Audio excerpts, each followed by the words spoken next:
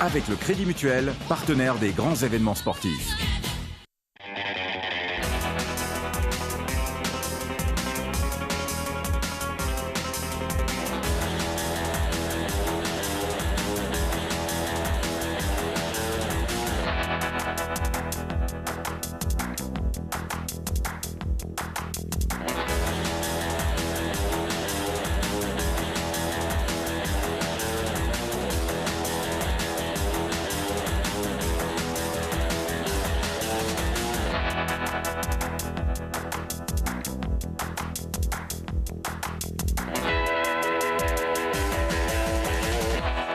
LFD Le Mag, émission 79. Bonjour à toutes et à tous, bienvenue pour une nouvelle aventure. On approche quand même de la fin de saison, on le voit au look de Où est Charlie, de notre stagiaire préféré. Salut Martin, ça va ? Ça va bien, ouais, en grande forme. Martin Chabal qui a désespérément demandé sur Twitter à faire une interview de Sébastien Chabal, son père adoptif, qui t'a répondu après plein de retweets pourtant. Mais J'attends encore. Voilà un vent majestueux. À côté de toi, l'international français de touch la nuit. Ouais, surtout ça. Valentin Barre, ça va ? Futur ex-prodige du touch français. Exactement. Ouais, c'est ça. Futur ex, c'est tout, c'est ce qui te caractérise le mieux. Oui, exactement. Mon cher Val, la forme ? Très, oui. Voilà. Ouais. À côté de moi, là, j'ai un petit jeune homme, là, Léopold Krakowski, pour sa première et dernière télé, puisqu'il sera probablement viré derrière l'émission, qui a la faculté quand même de toujours être d'accord avec moi. N'est-ce pas, Léopold ? Ah oui, je suis tout à fait d'accord avec ce que tu viens de dire. Je suis très content. Donc c'est un petit stagiaire, donc il va porter le logo LFD et il ne servira qu'à ça. Peut-être tu lui iras prendre des cafés tout à l'heure. Ouais, oui, voilà. Parce qu'on adore les stagiaires. Bien entendu, on a des invités, et les invités, pas des moindres, c'est les représentants, ce sont les représentants de l'US Vinay qui sont là aujourd'hui. Bonjour messieurs. Alors il y a deux micros, je crois que c'est pour l'instant, c'est le président et le coach qui ont le micro pour commencer. Non, c'est Thomas là-bas. Allez, Antonin Rosan, le coach des Guêpes de Vinay, ça va ? Ça va bien, on est en pleine forme, c'est l'intersaison, Voilà. On se repose aussi. Plutôt fin de saison ou déjà début de saison ? On rattaque tout doucement la saison qui arrive. Voilà, devant toi, il y a le nouveau président. Alors, changement de présidence du côté de Vinay. Oui, il fallait une continuité, donc on s'y attelle.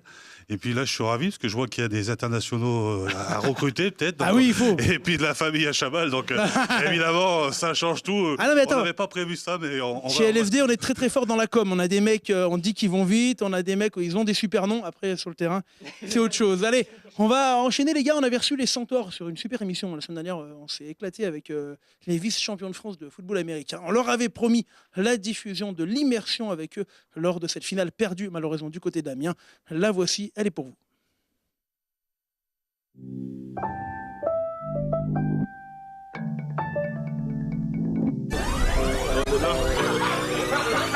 McDo, c'est bon pour la santé.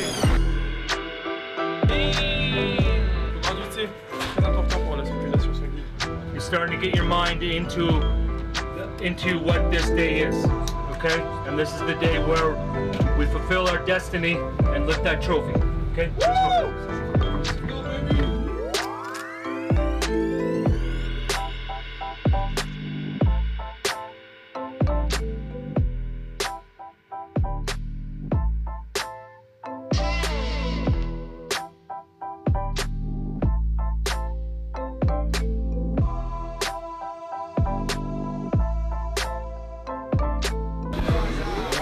Chaud. Il n'y a plus qu'à maintenant. 10 minutes, offense in the vestiaire. Ça, il est dur. If I could put 100 points in these motherfuckers today, I'm gonna put 100 points in these motherfuckers today. Because in their opinion, the north of France is the pinnacle of football in the country of France. Football starts and ends in the north of France. And the south of France has no business even coming up here to even attempt to play a match with these guys. So my mindset today is I want to put 100 points in these motherfuckers. I want to make it happen. You got to show everyone that we are the best fucking team in France. It's not even close. Okay? It's not even close. Understand that's what I believe.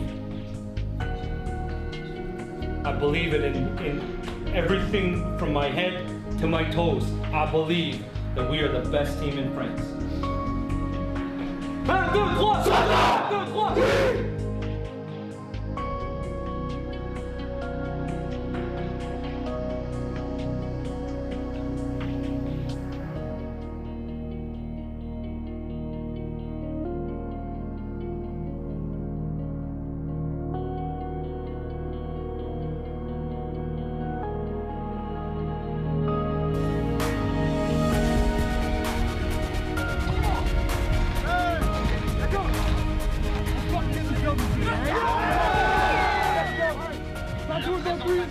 1, 2, 3, 1, 2, 3.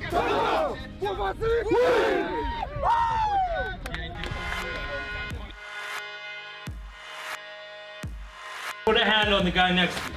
Put a hand on the guy next to you. Okay? Each and every one of us is a brother here in this room. Okay? When we go to war, when you go to war, you got a group of guys who you train with, okay? And you go to battle with. And for the next 3 hours, this brotherhood is gonna go kick some ass. Okay? We're gonna kick ass. Okay? Like I said before, okay, I'm angry. I'm angry. Who's got my back? Who's got my back? Who's got my back? Who's got my back? Who's got my back? Who's got my back? Who's got my back? Who's got my back? Who's got my back? Who's got my back?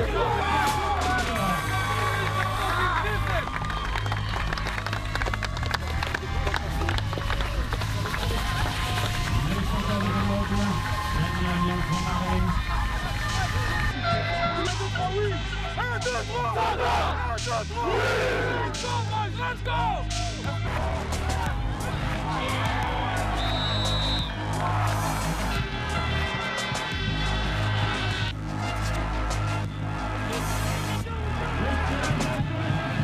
C'est un touch un peu brutal, mais c'est pas du football, c'est pas du ballon les gars. Vous n'allez pas faire d'eux les gars. Vous allez les démonter après les gars. Allez les gars, tout dans les règles les gars. Hey.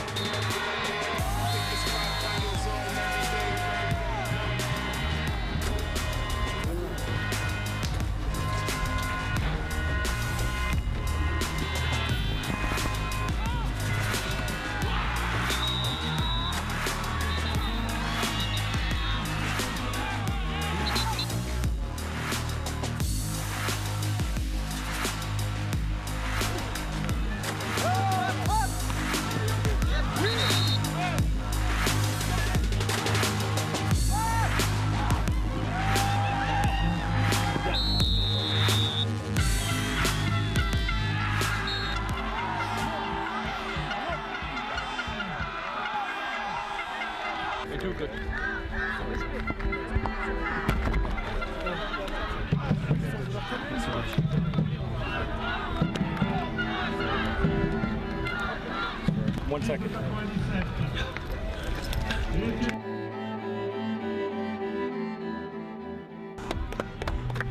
Allez, coach. Allez, coach. Allez, coach. Allez, coach.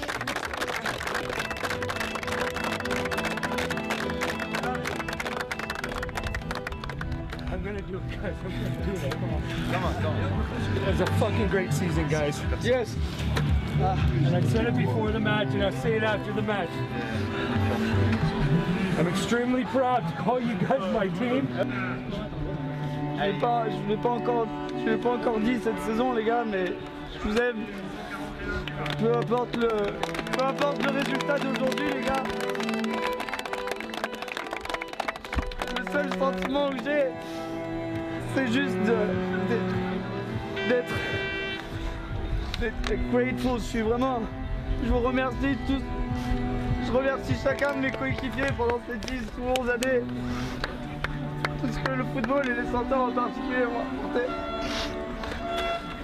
Je vous remercie les gars, du fond du cœur.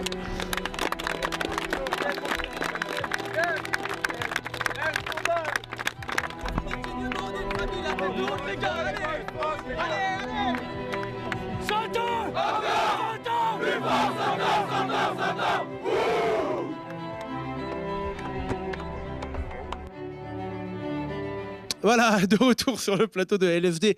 Le MAG, hein, avec voilà, les vice-champions de France, défait 41-19 du côté d'Amiens, Valentin, voire 41-20 parce que la dernière transfo était passée. Ouais, la dernière transfo était passée, mais bon, c'était complètement anecdotique. Le score était déjà fait. Ce sont donc les Spartiates d'Amiens qui se retrouvent champions de France. Mais on retrouvera quand même les Centaures en élite, hein, parce qu'ils ont... En casque de diamant.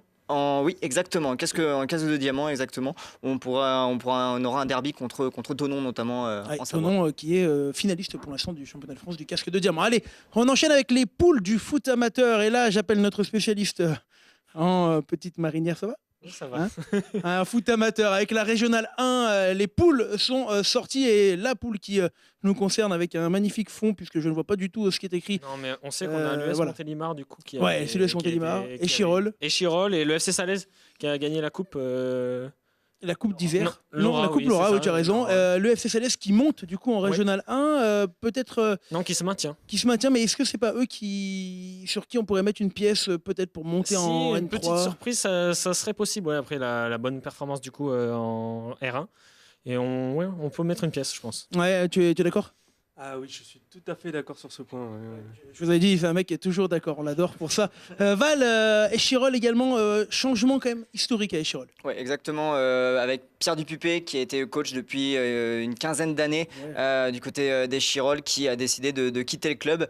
Résultat, une nouvelle ère qui commence à Échirol. Le club s'est maintenu en R1 après avoir eu un passé un peu plus glorieux, notamment en N3. C'était historiquement le second club de l'agglo et là voilà, ça commençait de plus en plus compliqué. Val. Ça commençait à être effectivement un petit peu compliqué. Cette saison, elle aussi avait commencé en dents de scie. Ils ont réussi à se rattraper sur la fin de saison pour avoir un maintien relativement tranquille. Mais effectivement, c'est une page d'histoire qui se tourne au FC Chirol. Allez, on enchaîne avec la R2 Régionale 2. Martin, 3 poules qui nous concernent. Est-ce que tu as un ou deux favoris sur lesquels tu veux miser ? Alors, je miserais bien sur l'ACC Ciné, qui vient de recruter pas mal de joueurs et des surprenants joueurs et très bons, je pense. Et après, on a l'USJR ou moi, l'Olympique de Valence, mon club de cœur. L'USJR qui a perdu son gardien qui a signé au GF38, ouais, c'est ça, mais pour jouer à l'équipe B. Oui, c'est ça, exactement. Mais qui a récupéré aussi un joueur de la réserve. En échange. Allez, on enchaîne avec la régionale, ou le régional 3 plutôt. 4 poules qui nous concernent. Les clubs sont un petit peu dispatchés avec Ebin notamment en tête d'affiche. Ebin qui peut espérer monter pour la saison prochaine. Ouais. Et Saint-Marcelin, pareil, qui était à la recherche de son niveau d'antan, qui aimerait bien remonter un petit peu. Les Saint-Marcelinois, on se rappelle, Val qui avait notamment évolué en Coupe de France. Il s'était incliné contre 3 avec Jean-Louis Garcia, qui était venu ici se rappeler au bon souvenir des Isérois. Oui, voilà. Tu t'en souvenais plus. Allez, on enchaîne avec du rugby amateur et la poule de Fédéral 2, la fameuse poule 3. Celle qui nous concerne, on va pouvoir en discuter avec les principaux intéressés. Pas mal de derby, puisque Saint-Jean-Royan a été rebasculé dans cette poule. Vinay, ils sont là. Saint-Savin, la Bièvre qui a décidé de se maintenir, parce qu'il y a eu une sorte de référendum. Et Voiron. Alors là, il y aura un gage pour Philippe Bonnegros, puisqu'on va revenir à l'antenne. Il a oublié de mettre son téléphone en mode avion. Voilà, Philippe, du coup, tu es obligé de prendre la parole. Philippe Bonnegros, transfuge du SO Voiron. Nouveau venu du côté de Vinay. Alors on en parlera un peu plus tout à l'heure des raisons de ton arrivée. Très rapidement, peut-être un coup d'œil sur cette poule qui ressemble à celle de l'an dernier, avec deux, trois petites modifs. Oui, quelques modifs quand même, parce que je trouve que c'est une poule consistante, avec des têtes de série, Rumilly, Voiron et bien sûr Saint-Jean-Royan. Donc c'est ce que j'ai défini comme tête de série. Ensuite, il y a beaucoup d'équipes qui ont passé pas loin de la qualification la saison dernière. Je pense à Annonay, qui l'a loupé de peu. Il y a des revanchards, Saint-Savin, qui est qualifié toutes les années, mais qui aujourd'hui s'est pas qualifié cette saison depuis 5 ou 6 ans.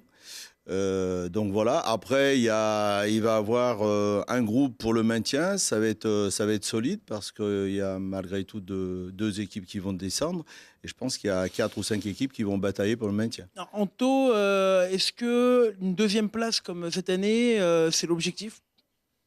On va pas commencer à parler d'objectifs comme ça, hein. Ça serait prétentieux de notre part, on n'est pas du tout comme ça.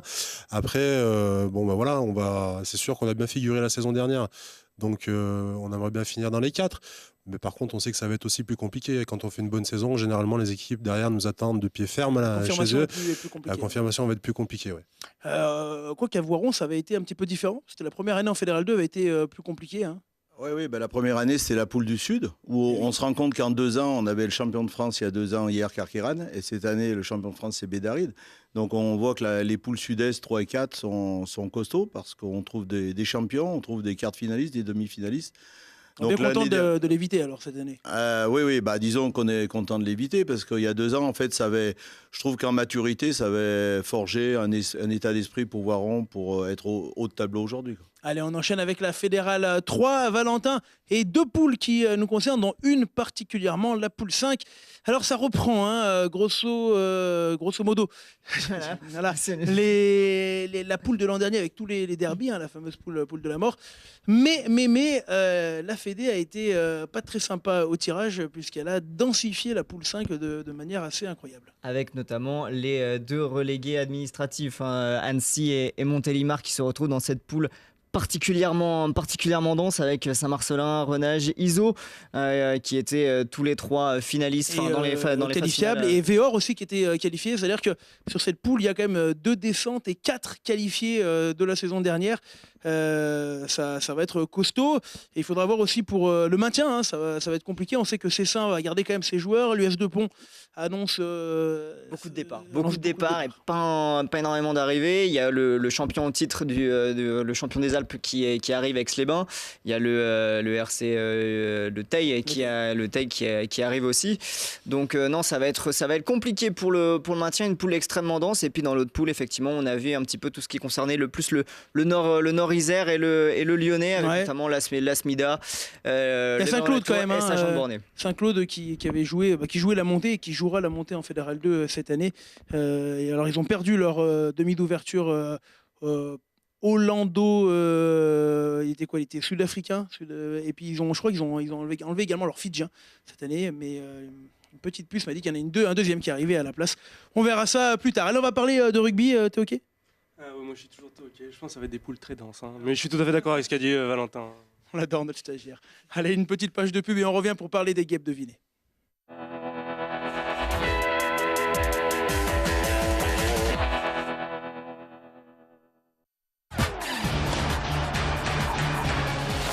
Avec le Crédit Mutuel, partenaire des grands événements sportifs.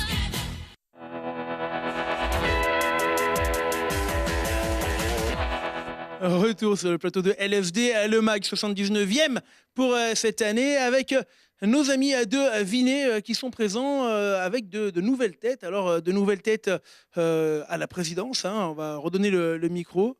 Voilà, un nouveau président. Vous faites suite à Monsieur Marchand, hein, qui était l'ancien président. Pourquoi ce changement et voilà, qu'est-ce que vous promettez dans cette présidence? Le changement ou pas de changement? Alors, le changement, ça ne sera pas pour demain. Mais non, en fait, pourquoi le changement? Jean-Claude l'avait annoncé depuis maintenant un peu plus d'1 an. Les gars avaient fait une belle surprise à Jean-Claude en montant F2. Du coup, il s'était senti obligé. Et puis, bien lui en a fait de continuer la saison dernière. Mais dès le début de saison, il avait annoncé qu'il n'y aurait pas de suite, qu'il cherchait quelqu'un qui prenne la suite. Bon, c'était pas franchement prévu comme ça, puisque j'étais tout jeune rentrant au club. Je suis rentré au cours de la saison, enfin en début de saison dernière, pour m'occuper du sponsoring et la montée en puissance un peu du club. Et finalement, ça s'est traduit comme ça très vite vers le mois de janvier. Donc voilà, on va essayer de faire la continuité. Il n'y aura pas de changement majeur, puisque le groupe est déjà bien structuré. Donc on va plutôt essayer de continuer notre travail qu'on a commencé dans la saison 2017-2018, avec l'arrivée de nouveaux sponsors, la mise en place d'événements sur certains matchs phares. Il n'y aura pas une présidence Philippe Rosaire marquée par un stade de 20 000 places. Pas de Big Bang annoncé, non, pas de Big Bang annoncé. Il y en a quand même un qui est à côté de vous, hein, sur votre gauche. Oui, alors par contre, j'allais y venir. Il n'y a pas de Big Bang annoncé, quoique Antonin avait fait un travail extraordinaire avec Jeff Cooks. Simplement, Jeff était amené à prendre un envol au niveau de la F1 et on lui souhaite d'ailleurs une belle réussite avec le club de Romans puisqu'il va prendre le management de l'équipe et les lignes arrière de Romans. Donc ça, on va lui souhaiter une réussite. Mais on est quand même content parce qu'il va rester chez nous comme joueur. Donc ça, c'est une bonne nouvelle. Mais il fallait donc redonner un peu de poche au staff parce qu'Anto se retrouvait à Orphelin. Donc on a travaillé avec Antonin et tout de suite on s'est retourné vers quelqu'un qui était l'homme du rugby de l'Isère, c'était Philippe. Donc on pouvait pas faire autrement que d'aller demander à Philippe de venir nous aider cette année. Il a accepté et c'est avec grand plaisir, on le remercie parce que il fait déjà beaucoup de travail depuis le mois de mai qu'il est avec nous. Et en parallèle, on a également souhaité renforcer le groupe des coachs pour l'ensemble du groupe senior. Et on a donc Franz Jolmes nous rejoint, donc c'est aussi une figure connue dans l'Isère, nous rejoint au niveau du staff avec Marcel Gay, qui était entraîneur de Pont-en-Royan. Voilà. Franz Jolmes, le papa de Thomas Jolmes, ancien joueur du FCG notamment. Tout à fait. Et en même temps, on a aussi changé de préparateur physique, parce que le préparateur physique était amené à aller aussi sur d'autres aventures avec le FCG. Donc on a rentré Yann Bellier en préparateur physique. Donc un peu de changement. Voronezh. Voilà, ancien Warren aussi, mais il ne faut pas le dire trop fort, parce qu'après on va croire qu'on a pris des Warren. Donc voilà, donc on a essayé de travailler effectivement un nouveau groupe pour ce challenge qui s'annonce passionnant avec 3 derbys. Donc le trésorier a fait un grand sourire quand on a vu les poules, le président aussi d'ailleurs, mais le sportif va être vraiment remonté. Alors justement, Philippe, on est obligé de parler un tout petit peu de Voiron parce que tu étais quand même une des figures du rugby voironnais. Tu as passé, on le disait tout à l'heure en off, 14 ans quand même dans ce club. C'est pas anodin. Un changement maintenant. Pourquoi? Comment c'est Très simple. En fait, cette année, j'étais coordinateur technique du club.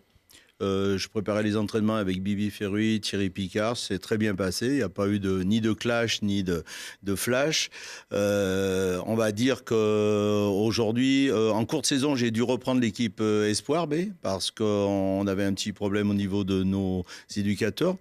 Le fait de revenir sur le terrain m'a reboosté, m'a repiqué. Et puis l'opportunité, le coup de téléphone d'Antonin.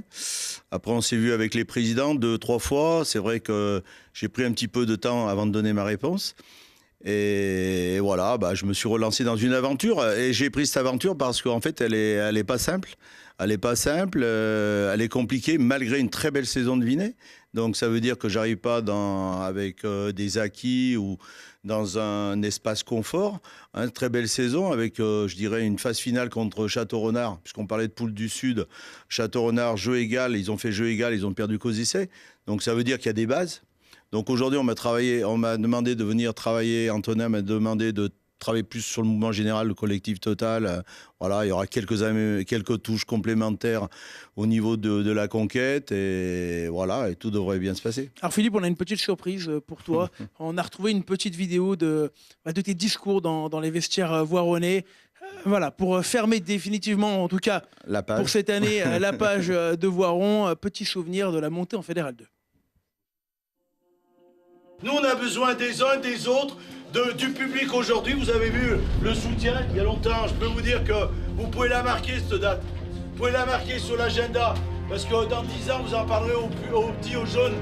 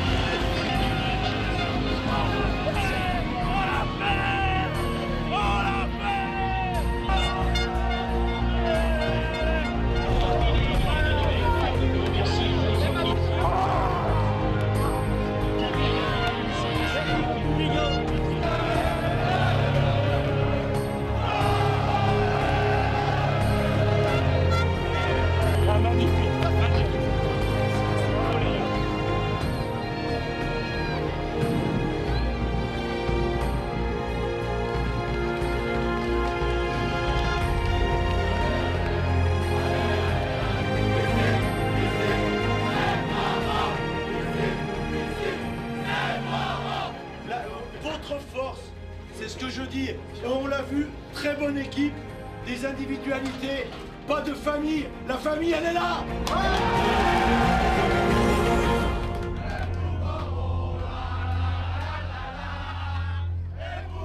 Ah Philippe, voilà, c'est la page, elle est tournée. Maintenant, l'objectif pour toi, c'est quoi là dans les années qui viennent? C'est d'amener Vinay où en Fédéral 1?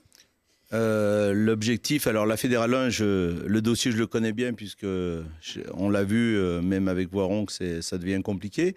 Aujourd'hui, je pense qu'il faut qu'ils prennent du plaisir, le groupe, qu'on change un petit peu le système de jeu, que je mette ma patte sur des choses complémentaires, améliorer le mouvement général, essayer de passer sur un jeu un peu différent, ce qui va demander un petit peu de temps. Et aujourd'hui, bien sûr, c'est se qualifier. Je pense que honnêtement, si le groupe se persuade que rentrer dans les 4, ça va être un véritable exploit la saison prochaine.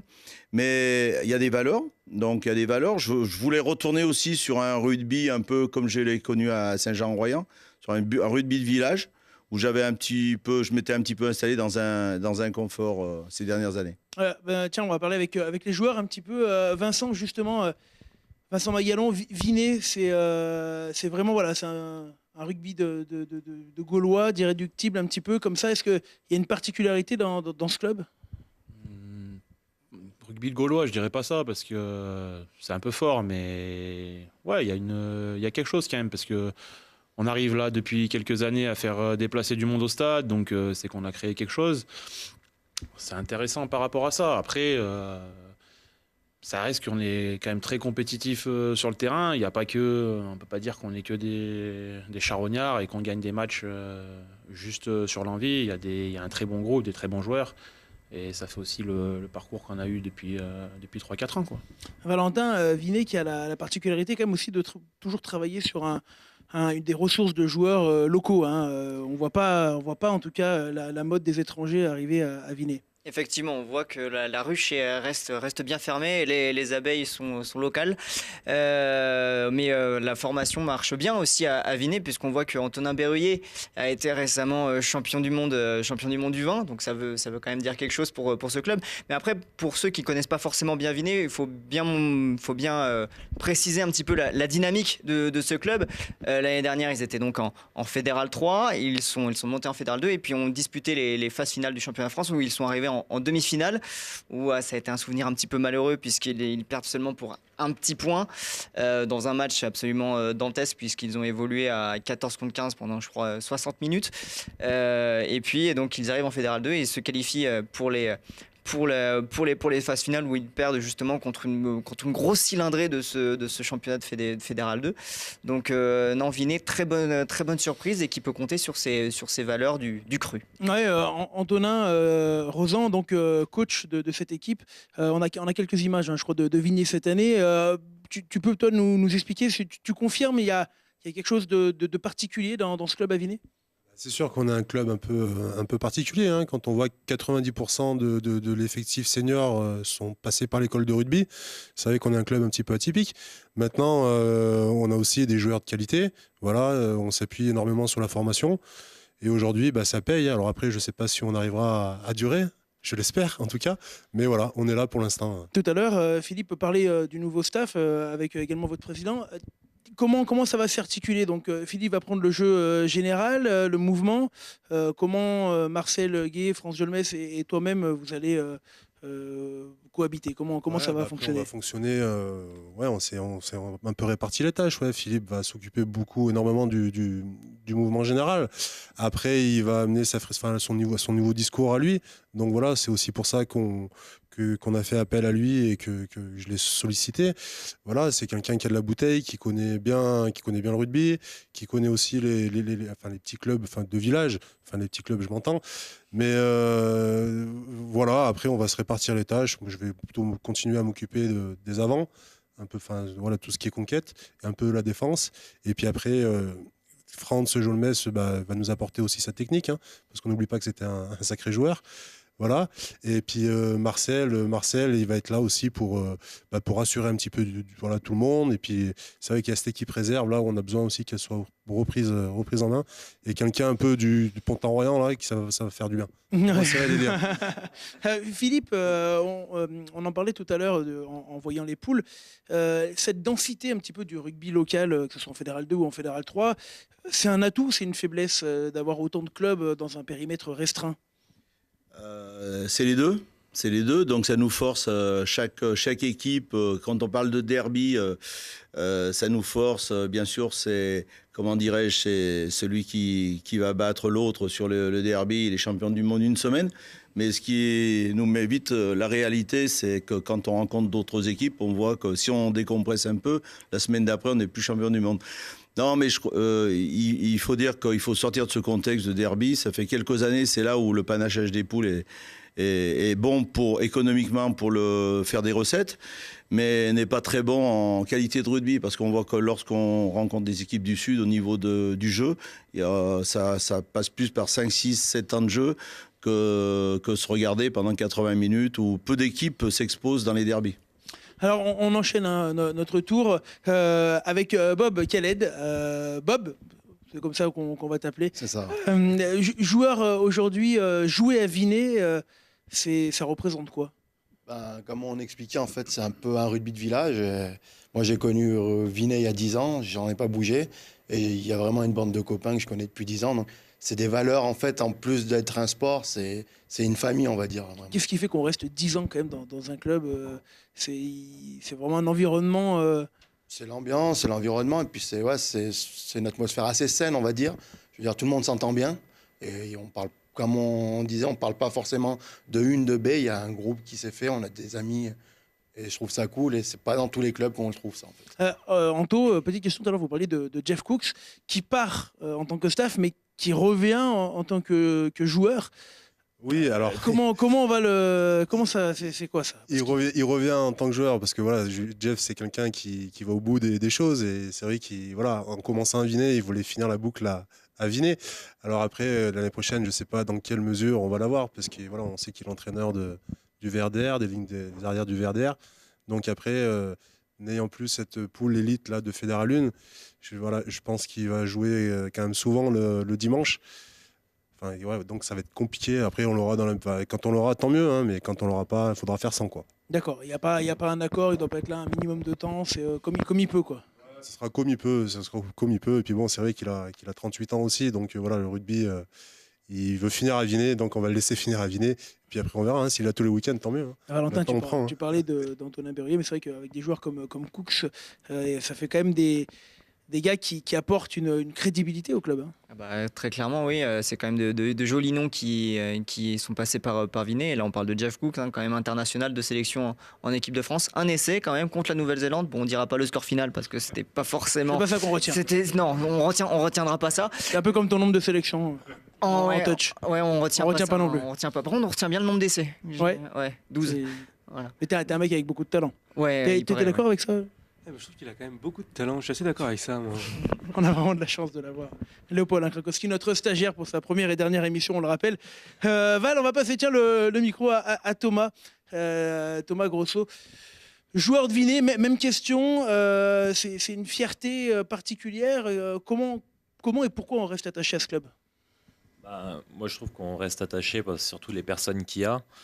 Moi, j'ai rejoint le club il y a 4 ans et maintenant, c'est tous mes copains. Et ce que j'ai noté en 4 ans, de passer de Fédéral 3 à Fédéral 2, chaque année, on a progressé. Et en fait, les gens qui viennent s'entraîner, les gens qui viennent au club, ils ne viennent pas que jouer au rugby, ils viennent pour progresser au rugby. Et c'est pour ça, je pense qu'on en est là aujourd'hui. On va enchaîner, on a quelques photos également des guêpes cette année. Président... c'est qui les rivales de Vinay? Est-ce qu'il y a un club en particulier où il y a un antagonisme, à la fois un antagonisme et puis une excitation particulière? Je dirais pas rival parce que c'est pas le terme du tout. Par contre, Voiron est un club avec qui on a des liens. des liens historiques, puisqu'il y a un peu plus de 25 ans, il y avait une association des joueurs qui s'était créée à Vinay, sous l'impulsion de certains joueurs de Voiron qui avaient dit à Vinay, ça serait bien que vous fassiez comme nous, que vous créez une association. Et tout ça, ça a laissé des liens avec des gens de Voiron. Alors ça laisse toujours des matchs très forts sur le terrain, des matchs très forts dans le public, mais néanmoins, avec les Voironnais, on a quand même un lien très fort. Avec d'autres équipes aussi, mais Voiron, c'est vrai que c'est particulier. Parce que historiquement, c'est vrai que Voiron et Vinay, en plus, ont été à l'époque au haut niveau. Effectivement, il y a eu des matchs hippiques, historiques. Mais bon, aujourd'hui, ça reste des amis et on apprécie d'avoir Voiron dans notre poule parce que c'est toujours des jeux intéressants. Voiron a des objectifs très clairement affichés et je pense que c'est le leader logique de la poule avec Rumilly. Donc après, je voulais quand même rebondir sur quelque chose, sur le jeu. Quand on disait, Vincent tout à l'heure, il disait on n'est pas que des Gaulois, on s'accroche pas, on produit aussi du jeu. On n'a pas trop dit, mais l'année dernière, on a quasiment ramené un point à chaque match. C'est-à-dire que même les matchs qu'on a perdus, on a ramené un bonus. Et ça, c'est une grande fierté parce que c'est preuve que derrière, on produit du jeu. Et on ne s'est pas justement fait qu'attarder à défendre. On a également aussi attaqué, on a également su produire des choses. On a fait des matchs à l'extérieur, mais on a fait aussi des matchs avec des bonus. On a rarement perdu, on a dû perdre de mémoire. Alors tu me reprendras en taux, mais je crois que c'est 3 matchs blancs. Mais autrement, on a tout le temps ramené des points. Mais Gaulois, c'était plus dans un esprit de valeur, en fait, de village. On nous a un peu associés quand même assez souvent à ça. Et je voulais quand même, parce que ça, c'est respecter les joueurs. Pour moi, le rugby, c'est là-bas, c'est l'humilité, c'est le respect. Donc aujourd'hui, c'est respecter tous les joueurs, toutes les équipes qui sont engagées. Et pour moi, nos joueurs, on produit du jeu également, malgré notre petit effectif, notre petit poussé au sens général. Petite commune, petit stade, petit budget, mais un grand cœur. Et un très grand cœur. On a un match historique cette année, c'est le match de Voiron, où le match était... la neige tombe le vendredi après-midi. On avait pris un chapiteau, 250 repas. On se réunit le staff et là, pour le coup, on a un peu le moral dans les chaussettes et on dit on annule. Et je prends ma voiture, je repars au bureau et dans la voiture, en route, je dis non, on n'annule pas. Je téléphone au président, je dis on va se débrouiller. Il me dit t'es fou, je dis non, on va le faire. On s'est lancé le défi, on a déneigé le terrain, il y avait plus de 150 personnes au stade le dimanche matin pour déneiger le terrain. Je pense qu'il n'y a que les clubs avec un grand cœur qui peuvent faire ça, parce que c'était magique. On l'a perdu le match, malheureusement. Pas logiquement peut-être, mais on l'a perdu. En produisant peut-être trop de jeux d'ailleurs. C'était pas grave. Ce qu'il avait fait, c'était un grand moment du club parce que je crois que dans 10 ans, on en parlera encore de ce match. De déneiger comme des fous comme ça le dimanche matin à peu près autour de 10h du matin. C'était un peu dangereux, mais on l'a joué. Ça me rappelle le vin chaud, Valentin. Vivement l'hiver. Oui, vivement l'hiver. Ouais, non, pas forcément. Pas forcément vivement l'hiver. Mais Vinay avait pris sa revanche sur le retour avec une victoire dans les dernières minutes, un essai marqué qui permettait à Vinay de revenir à un petit point, 25-24, et puis la transformation de l'ouvreur arrière génial de cette équipe de l'US Vinay qui a permis. Justement, l'ouvreur arrière génial, Vincent. Quand on termine deuxième, il y a quand même une pression l'année suivante parce que est-ce qu'on se dit que si on termine troisième, c'est moins bien ou on n'y pense pas et puis on fait ce qu'on peut?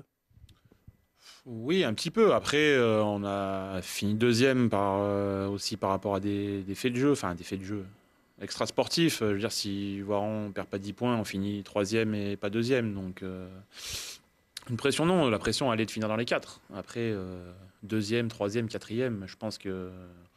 Peu importe, on sera content. Il y a 3 ans, la première année où on joue les phases finales en Fédéral 3, on finit deuxième de poule, pourtant on ne monte pas. La deuxième année, on finit troisième et on fait une demi-finale. Si on finit troisième et qu'on fait une demi-finale en F2, je suis déjà pas mal. Ça veut dire qu'on monte en F1 en plus. Philippe, structurellement, à moyen terme, l'objectif du club, c'est quoi? C'est stabiliser en Fédéral 2, c'est un jour, pourquoi pas, côtoyer la Fédéral 1 ou à l'heure actuelle, restons réalistes. Se maintenir en Fédéral 2, c'est clairement notre objectif, de stabiliser le club en Fédéral 2. Aujourd'hui, on voit très bien les enjeux. Philippe, qui nous a rejoint, connaît encore mieux que nous le dossier. On n'est pas aujourd'hui structuré au niveau de la commune, au niveau des infrastructures sportives et au niveau budget pour aller côtoyer la F1 pour l'instant. Donc il est clair que pour nous, l'objectif, c'est vraiment stabiliser le club en F2 et surtout notre jeunesse, parce que comme on disait, on n'a pas d'étrangers chez nous. Donc peut-être parce qu'on ne savait pas parler anglais, je ne sais pas. Mais en tous les cas, on n'a pas d'étrangers. Donc c'est parce que voilà, on a notre école de rugby, nos jeunes, parce qu'on parlait d'Antonin Berrouillet, mais on a aussi Pandolfo qui est aussi champion de France Crabos avec Grenoble, qui est aussi issu du club. On a Corentin Glénat qui est aussi dans le groupe senior du FCG. J'en oublie certains mais entre Jeff et ceux-là. Mais il y en a, voilà, notre école de rugby, c'est le plus important. Philippe, un dernier mot sur le programme. Est-ce que des matchs amicaux peut-être avant la reprise, parce que ça reprend tôt quand même? Oui, on fait une intersaison où on a décidé ensemble de se réunir 5 jeudis, donc jusqu'à fin juillet. Ensuite, il y a une coupure et une reprise des entraînements le 16 août à base de 3 entraînements par semaine. Ensuite, les matchs amicaux, le tournoi de la Rosière, évidemment, donc avec un premier derby contre Saint-Jean-Royan et donc avec Saint-Marcelin et Pont-Clay, un triangulaire. Ensuite, un match amical un samedi soir, contre les Espoirs du VRDR. Voilà, pour le programme. Et le Loup. Les Espoirs du Loup également. Voilà, les deux sur un triangulaire. Sur une autre triangulaire. Voilà, les amis, on est arrivé au bout de cette belle émission consacrée à l'US Vigny. C'était bien. J'ai bien profité, là je suis très heureux d'avoir participé à cette émission quand même. Je suis d'accord avec tout ce qui a été dit là, par là-bas aussi. Merci Léopold Krakowski qui était avec nous pour la fin de son stage. Allez, ou presque. Merci beaucoup, on se retrouve la semaine prochaine pour presque la dernière de l'année. Ciao, ciao.